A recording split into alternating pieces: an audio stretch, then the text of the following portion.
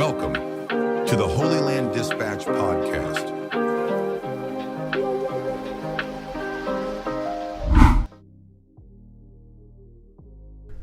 Hello and welcome to the Holyland Dispatch podcast. We continue with a series of episodes titled The Hunt for Benjamin Netanyahu, this being the second in the series. Although not a must, I still recommend you listen to episode 1 first, just for more context and background. If I wasn't forgetful, I've linked it in the comments to this video. In this episode, we've covered in rapid-fire pace Netanyahu's political career as it was accompanied by judicial persecution. We've touched on the political landscape in which this happened, and still does, and mentioned the main reason for this happening. In today's episode, we will try to dive into the ongoing prosecution as revealed by a few reliable sources. The scope is vast, though we will learn on merit it's what you might call a whole bunch of nothing. Before we move forward, I'd like to correct an error I made in the first episode when I stated that case 3000 related to the German submarines featured in Netanyahu's trial. It is in fact not part of the scope of this prosecution and was actually closed due to insufficient evidence. Not surprising, but worth mentioning. When the trial started, Netanyahu said, "This will end up as nothing, because there is nothing and never was." To be fair, I was skeptical myself, as this is a politician and one facing a trial, so of course he's going to claim innocence. However, this was the case that demonstrated for me the most about the true nature of the left in Israel, and with great help from other wise men, Jordan Peterson, Douglas Murray, Thomas Sowell and others, about the nature of the left in general. The left projects its flaws onto the right.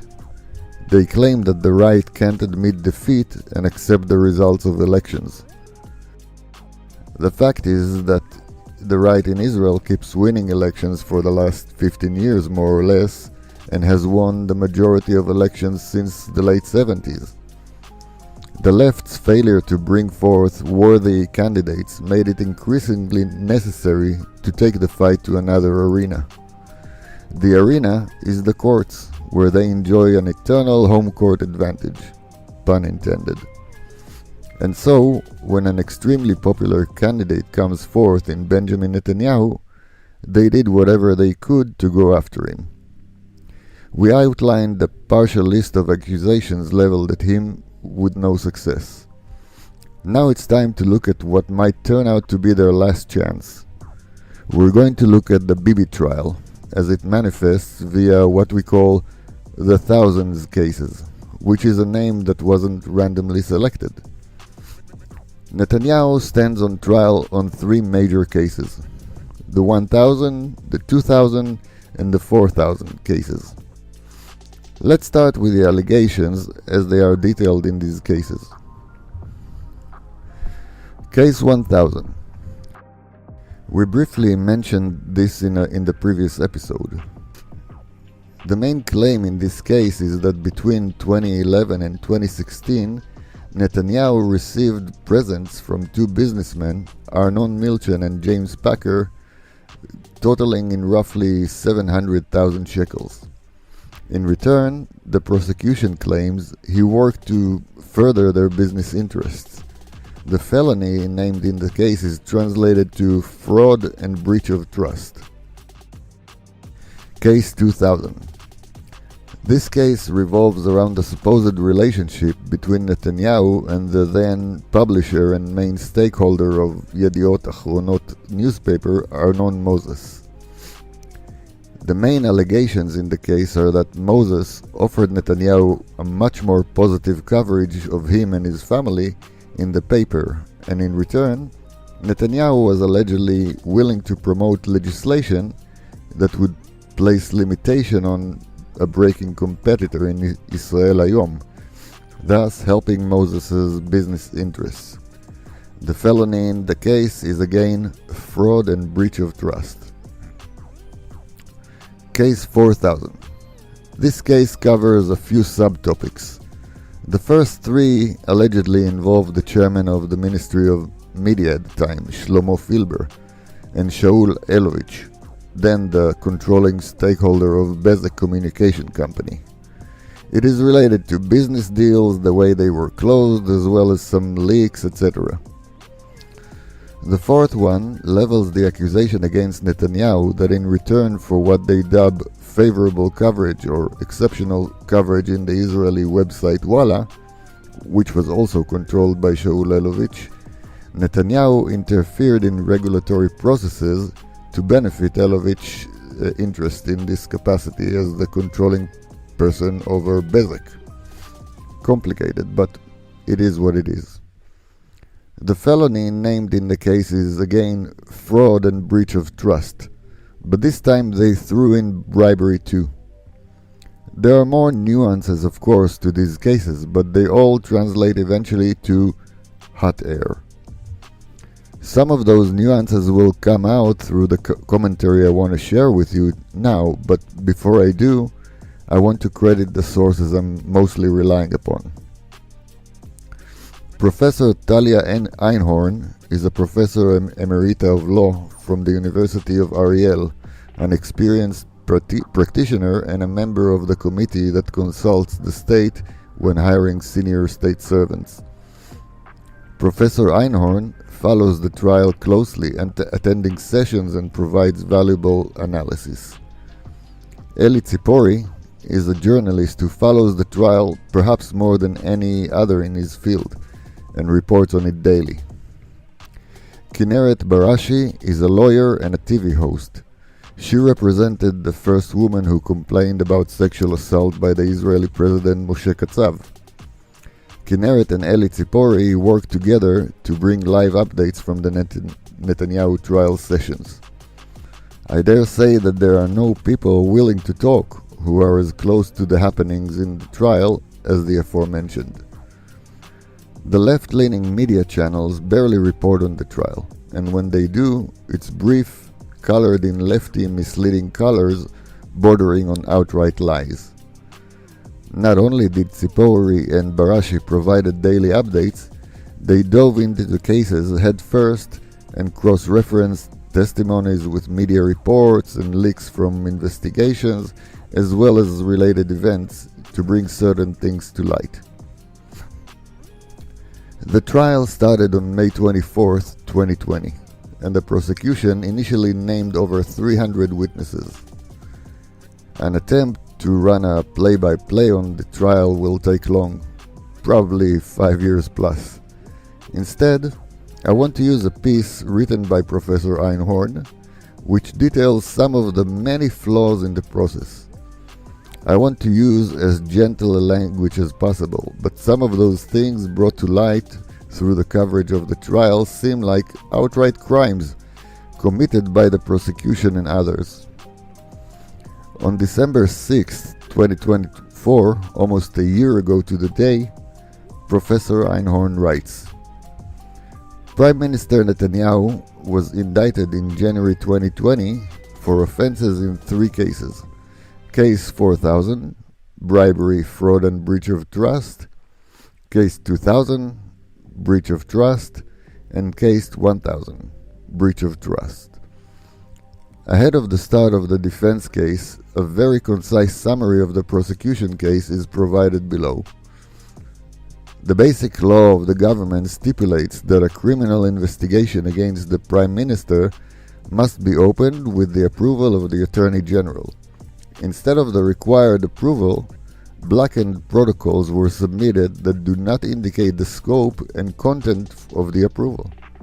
The court regretted this, but postponed the decision on the matter to a date yet to be determined. The indictment was filed carelessly and hastily, without a list of witnesses as required by law, while the Prime Minister was visiting the White House at the invitation of US President Donald Trump ahead of the signing of the Abraham Accords. The court ruled that the description of the facts in case 4000 lacked essential details relevant to the defendant's defense. and ordered the prosecution to amend the indictment to clarify the facts that form the basis of the offense. I'm adding. So the process itself started in sin. You may consider this petty, but considering this is a prosecution against the sitting Prime Minister, you'd think that the prosecution would at the very least follow the law themselves to the T. In addition, what a chicken shit move to do that while the Prime Minister is away on a trip that resulted in multiple peace agreements. On with the professor's article. Case 4000. The amended indictment filed in January 2021 alleged that Netanyahu benefited from extraordinary compliance or positive coverage in 315 coverage events on the negligible news website Walla, controlled by the Bezeq Group, and in return granted regulatory benefits to Bezeq, owned by Shaul Elovich, whose wife Iris is also accused in this case. The amended indictment also included a list of 338 prosecution witnesses, most of whom the prosecution did not call to the witness stand, but until the last moment refused to reveal which of them it had waived so that the defense could not contact them. I'm adding here, those 315 coverage events are at the heart of the alleged bribery charges. A group of people gathered together voluntarily to scan these 315 alleged events and published their findings stating zero positive coverage on Netanyahu in Walla. Even without doing full research, anyone visiting Walla couldn't even have made the mistake of feeling anything positive being said about Netanyahu. And what a dirty trick it was to hide the list of witnesses and the ones left out from the defense. It's almost as if the prosecution doesn't care about justice and instead only wants to win a political battle. Back to Professor Einhorn. The main prosecution witnesses, Walla CEO Ilan Yeshua, Walla employees and state committee member Nir Hefetz, confirmed in their testimony that the 315 coverage events included events that did not happen, non-exceptional events or reports that were provided to all media channels, and negative coverage events. Me again. So not only independent researchers couldn't find exceptional or positive events in Walla, in fact, the prosecution witnesses themselves revealed lies, misleading, and lack of evidence altogether. In fact, the judges themselves have told the prosecution that they recommend removing the bribe charges based on the findings. Professor Einhorn continues. The law requires that the investigation materials be handed over to the defense. Attorney Jacques Chen, Elovich's attorney, accidentally discovered tens of thousands of documents that were hidden from the defense behind an unfilter button in a file that was given to him. Thanks to them, we learned that the presentation of Ilan Yeshua in the main investigation as someone who abhors politicians and acts only as Elovich commands was false. Yeshua met with Netanyahu's opponents without Elovich's knowledge, in part on his own initiative, and gave them sympathetic and indulgent coverage. The only one he never spoke to was Netanyahu, who generally, quote-unquote, earned negative and hostile coverage. The prosecution offered 3 excuses for hiding the documents. The first, that the material was irrelevant, a claim that Judge Moshe Baram commented on. I cannot understand how materials indicating Yeshua's compliance with other politicians are irrelevant. The claim does not stand because the ruling and the state attorney's directive state that the main reason for the right to review is to allow the defendant to discover evidence in the investigation material that may assist him in his defense and thus ensure that his right to fair trial is kept. The second excuse, that the police classified the materials, not the prosecutor's office, but the police had an accompanying prosecutor, and the responsibility rests with her. The third excuse was they knew that the material had reached the defense attorneys and decided not to demand that it be returned. This excuse is worse than the concealment itself. Did they hope that Jacques Hen wouldn't click unfilter and reveal what was hidden underneath? Alright, what is Professor Einhorn saying here? First, it was another devious attempt by the prosecution to hide evidence from the defense. Then they tried making excuses for this, again shirking their responsibility. Is this breaking the law? I can't say with 100% certainty, but it sure smells like it. Moving on with the professor's comments. Witnesses Nir Schwartz, head of Nir Hefetz's investigation team, and Yaniv Peleg, his subordinate, testified that they did not investigate whether the events in the indictment actually occurred, and that they did not question Benjamin Netanyahu and state witness Nir Hefetz about them. They, as well as the chief prosecutor Yoav Telem, admitted that it is not proper to file an indictment without confronting the suspect with the suspicion raised against him, as if they investigated a bank robbery on Yirmiyahu Street in Tel Aviv without verifying there was even a bank branch there. Me again. You can start to identify a pattern here. Investigators admitting they did not in fact investigate allegations that are now leveled at Netanyahu based on investigation. Whose investigation? What was it about? How is that related to the charges against the Prime Minister? Furthermore, they state again that procedures are not followed. A suspect should be confronted with, the suspicions against him. But when it comes to prosecuting the Prime Minister, somehow procedures be damned. Einhorn goes on. In his cross-examination, Deputy Chief Yoav Telem admitted to illegal interrogation exercises, to using spying tools, such that are not allowed to be used against Israeli citizens, against Shlomo Filber and Iris Elovich, and to jumping to conclusions about the exceptional coverage in Walla without making a comparison to other media outlets or other politicians. Without exceptional coverage, there is no bribe. So, just like this, in a couple of lines of testimony, a very senior investigator admits to breaking the law in order to get the result. Illegal interrogation exercises? No problem. Illegal use of spyware? No problem. Amateur investigation with zero effort to make any comparisons? No problem. The goal justifies the means, and the goal is bring us Bibi's head. And if you think that there was any kind of media storm following these outrageous findings, you are dead wrong. Israeli mainstream media completely ignored these crimes and still does. The exceptions are Channel 14 and Galei Israel radio station. In other stations, if they even bothered to report, they breezed through these as if they were nothing. What was some of the alleged illegal techniques?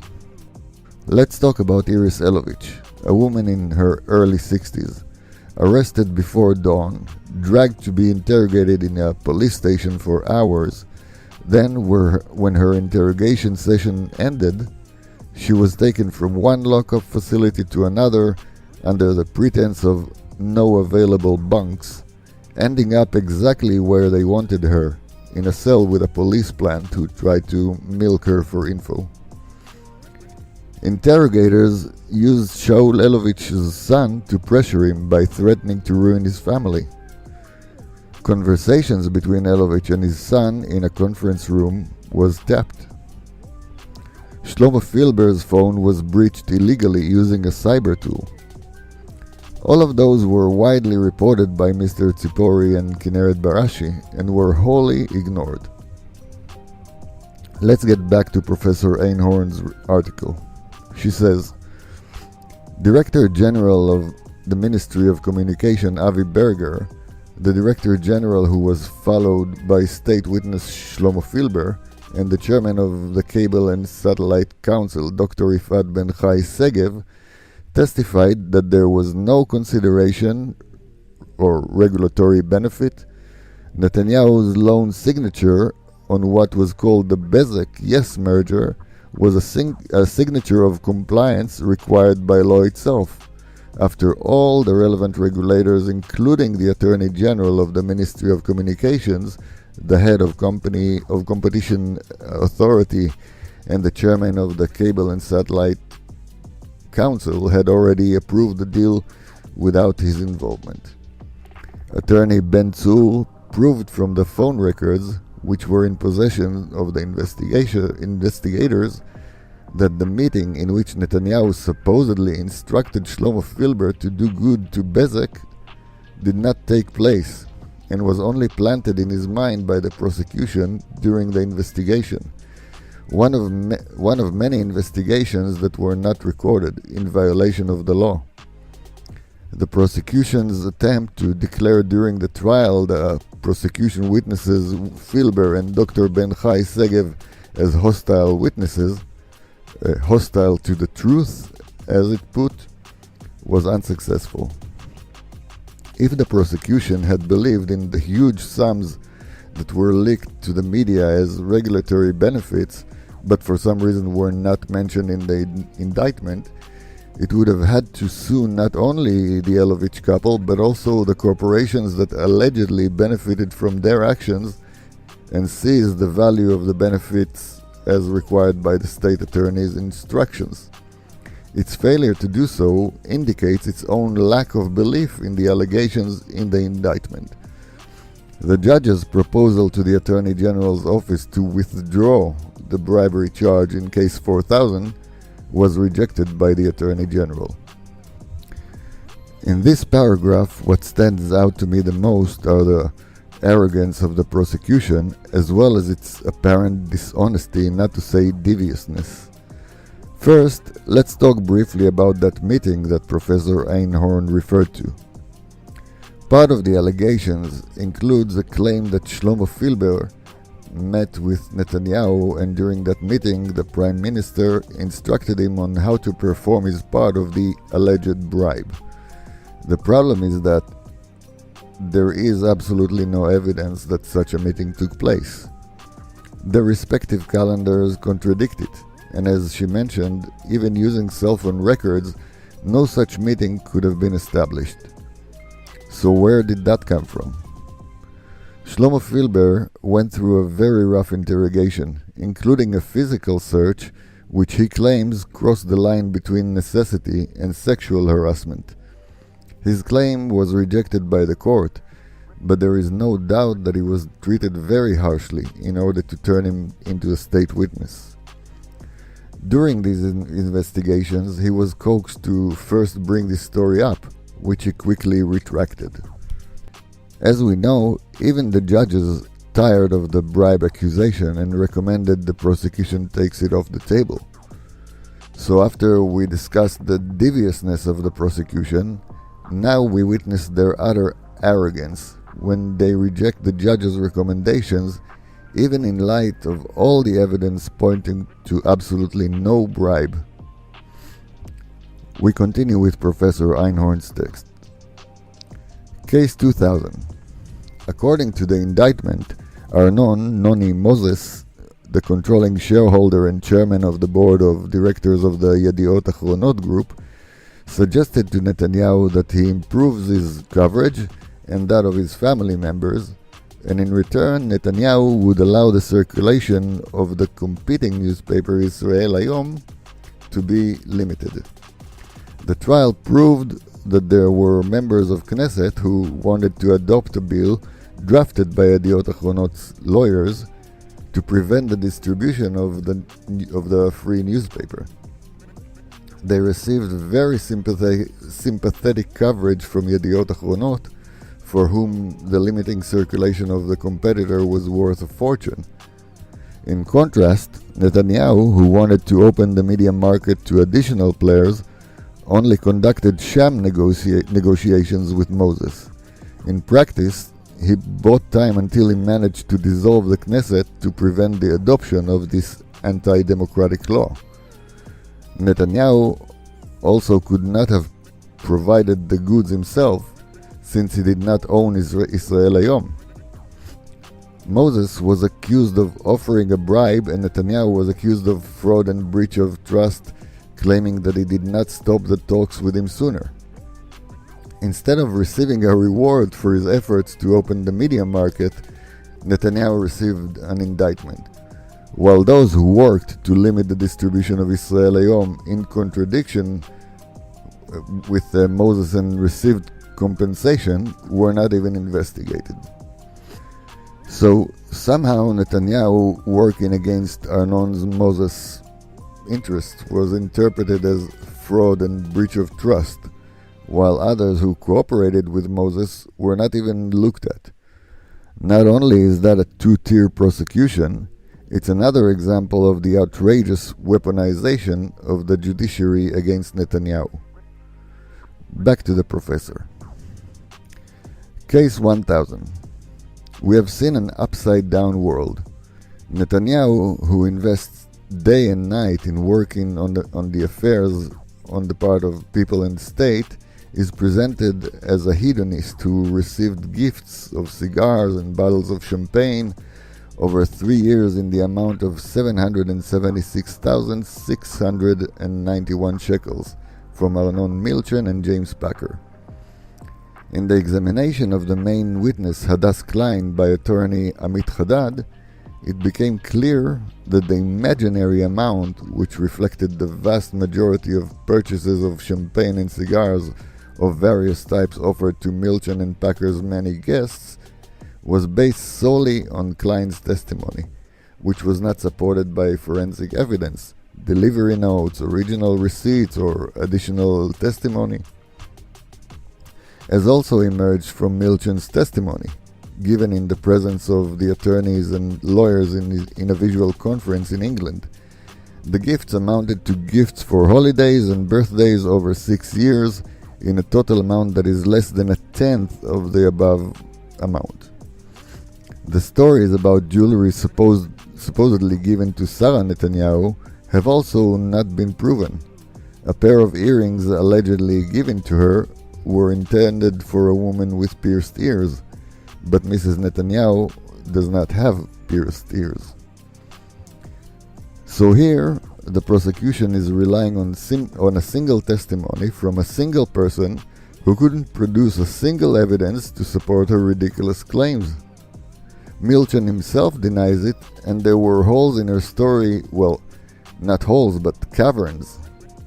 One example were those earrings that could be of no use to Mrs. Netanyahu. Another is the fact that the brand of cigars she brought up is definitely not what Netanyahu smokes, and Milchan knows that too. No receipts, no footage of any delivery of goods, and we're talking truckloads here. No documentation of any kind at all. It is actually embarrassing watching this trial unfold. Now Professor Einhorn talks about the multiple infractions by the prosecution, police and others, all in order to take Netanyahu off the political landscape. I will quote someone later about that too. The crimes of the investigation. The serious crimes of the law enforcement system should be revealed in the interrogation rooms. Interrogation materials were hidden from the accused. Use of spyware and cyber weapons, police plants, leaks of interrogation materials. Investigators testified that they lied in applications submitted to the courts in order to allow the arrest of people who were not suspected of anything, tortured witnesses and abused them as if they were a ticking time bomb.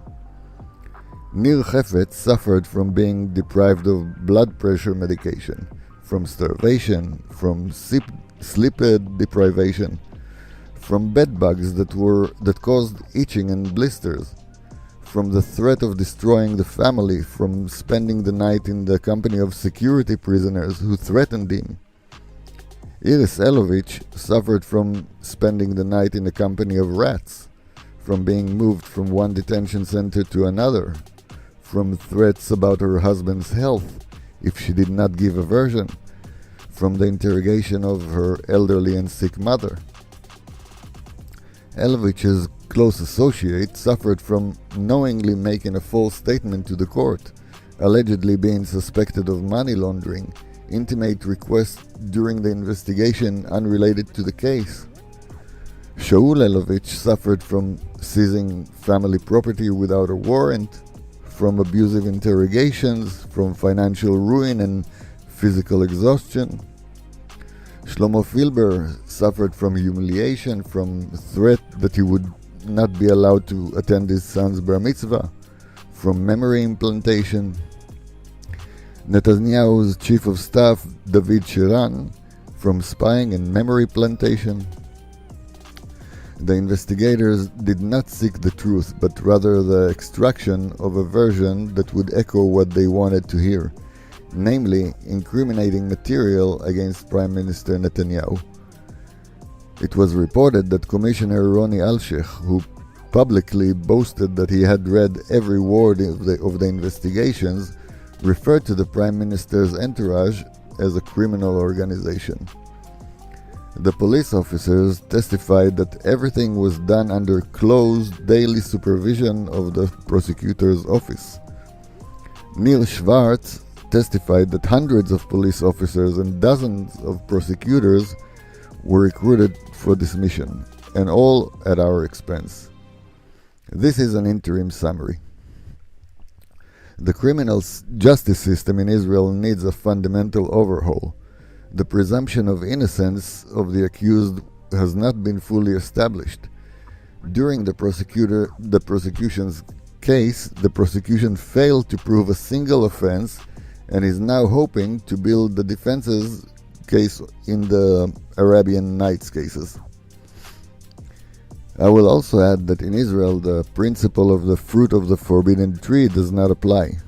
That means that the police or the prosecutors could use anything, even if they got it by breaking the law.